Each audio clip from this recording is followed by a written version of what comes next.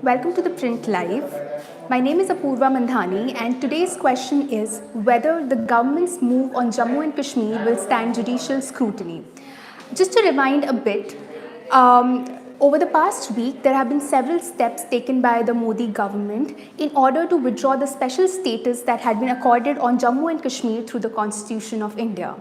For starters, the first step that was taken was a presidential order under Article 370, Subclause 1, under which Article 367 was amended to indirectly amend Article 370 Subclause 3. Now, Article 370 Subclause 3 has been a bone of contention for a while now for Jammu and Kashmir special status because it essentially states that the President can abrogate Article 370 with the Constituent Assembly's permission. So the Constituent Assembly's concurrence on this subject was necessary, is the word that was used under that article. So essentially, now with this amendment, under Article 370 Subclause 3, the term Constituent Assembly was substituted with the term Legislative Assembly.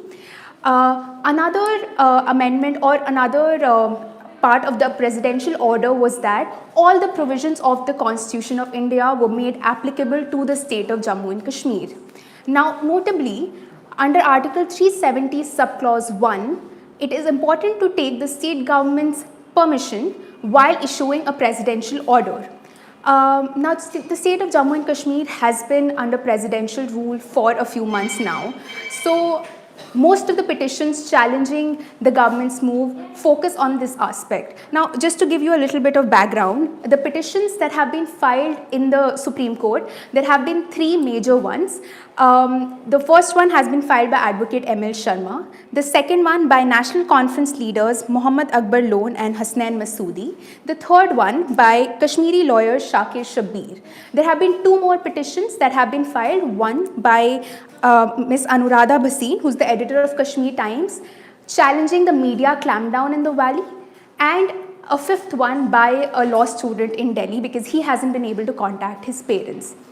Now, most of the first three petitions that I mentioned, they challenge the two presidential orders essentially on several grounds. Just to start taking the questions on this now, the first question, of course, that comes up is who all have filed a petition that I've already answered.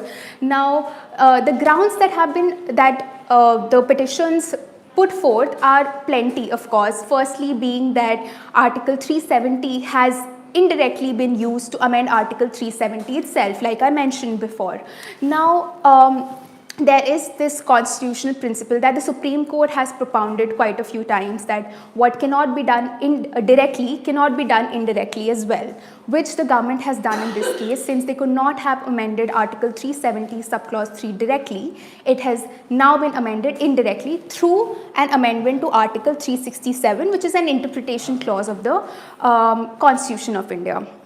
Now, another question that has come up is, who will hear these petitions? Now, of course, these petitions have been filed before the Supreme Court. Now, the bench size of the Supreme Court is not yet clear because there are several constitutional issues involved, and in the past, longer benches have heard such issues. It comes up, will do a preliminary scrutiny. That's usually how it goes. And if that bench feels that there are constitutional issues of significance involved, like I was just mentioning in answer to one of the other questions, if there are constitutional issues of significance involved that have either never been looked into before or have been looked into by smaller benches, but they feel that they now need reconsideration, such reconsideration can only take place through a larger bench of the Supreme Court. Another question that has come up is, how was Article 370 used to remove Article 370? Now, this actually has been a confusing point in the entire debate. Like I was mentioning earlier, Article 370 Subclause 3 is what has been amended indirectly. Now, just to break it down in very simple words, Article 370 Subclause 3 said that the President, through an order, can abrogate Article 370, meaning declare it inoperative on the concurrence of the Constituent Assembly of the state. Now, of course, Constituent Assembly of the state was dismantled long back in 1956. And with that, there have been Supreme Court, there was a recent Supreme Court judgment actually, which ruled that since the Constituent Assembly during its time never recommended abrogation of Article 370, that it has assumed a permanent position, it has become a permanent clause of the Constitution despite the fact that it has been labelled as a temporary provision. Now, this is how the amendment has been brought in. Essentially, Article 360, within Article 367, which is an interpretation clause, another clause has been added saying that the term Constituent Assembly under Article 370 will now be read as Legislative Assembly. So this is the indirect amendment that everybody has been talking about. Another question by Karunakar is, does the government have a good chance to defend itself? Karnakar, I'm sure having taken such a huge step, the government did consult legal luminaries, and let me tell you that this was a huge blow because seemingly not many people had thought about it before.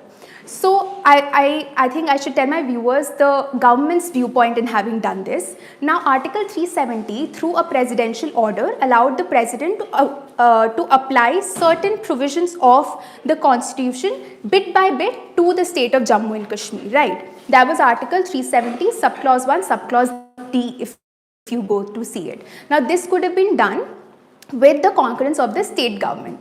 Essentially, with the first presidential order that was issued on Monday last week, what the government says it has done is applied the entire constitution to the state of Jammu and Kashmir, Constitution of India. That's the government's reasoning for having done this. And I think that's the stand that it would take before the Supreme Court as and when the petitions come up. Another question is, SC did not take up the bifurcation of Andhra Pradesh, so can it really hear this case? That's a good question, Ashish. Now, again, this is something that is on the discretion of the Supreme Court. There are several petitions that have gone up. The division of Andhra Pradesh was, I think, a very different issue than what is happening here. This is a constitutional challenge. This challenge has been on grounds such as, not using the correct means to reach an end. And living in a constitutional republic, this is something that can always be looked into by the Supreme Court because it does have the power to judicially review such decisions of, the government. Another question that has come up is, how did no previous government ever think of this? Now, well, I think this is a question that needs to be asked to the previous governments because it is left unanswered. Even if they did think of it, no one did really execute it. It's only being done right now. Another question that has come up by Rohit is, if the Constituent Assembly is required to abrogate Article 370, then shouldn't the Constituent Assembly be the one challenging the abrogation in SC? Rohit, the problem has been so far over the years that the Constituent Assembly was disbanded. Most of the members are now, of course, they're not there anymore. They've passed away. So them coming and challenging this is not really possible. The citizens of India can still go and challenge such a provision before the Supreme Court under Article 32, and that's exactly what has been done by the 3 petitioners who have gone before the Supreme Court challenging these provisions. Now, just to let our viewers know that there's one of the petitions that has been filed by the National Conference leaders also challenges the new law that the government has brought in to bifurcate Jammu and Kashmir into 2 union territories, the union territories of Jammu and Kashmir on one hand and Ladakh on the other hand. It's called the Jammu and Kashmir Reorganization Act 2019. It recently got the presidential assent as well. Now, this act has been challenged on the ground that again, since this act essentially downgrades the level of the state from being a state to union territories. And the petition challenges it on the ground that this cannot be done constitutionally. Just to give another background to our viewers, that Article 3 of the Constitution of India allows the Government of India, the Parliament, to bring in laws to change the boundaries of states, to carve new states, and the same thing applies for union territories as well. Now, the few arguments that have been put forth by the petitioner to challenge this act has been that India is a union of states And if the government is allowed to just downgrade a state whenever it wants to through a simple law, then that's just unreasonable power that the government will be assuming.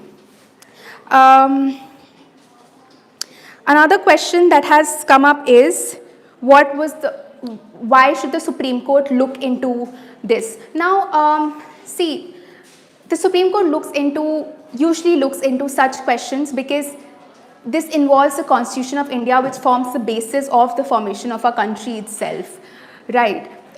So, like I mentioned before, in a republic like ours, which bases its birth on a constitution, the means are as important as the end. So, the Supreme Court a lot of times tries to look at whether those means taken to reach those ends are also viable, are also constitutionally permitted. And what these petitioners essentially contend is that that's not what has happened in this case, because firstly, like I mentioned, they contend that Article 370 could not have been used to abrogate or amend Article 370 itself. Another important point that comes up here is that if you go read Article 370 subclause 1 subclause C, it says that the provisions of Article 1 and Article 370 apply to the state of Jammu and Kashmir.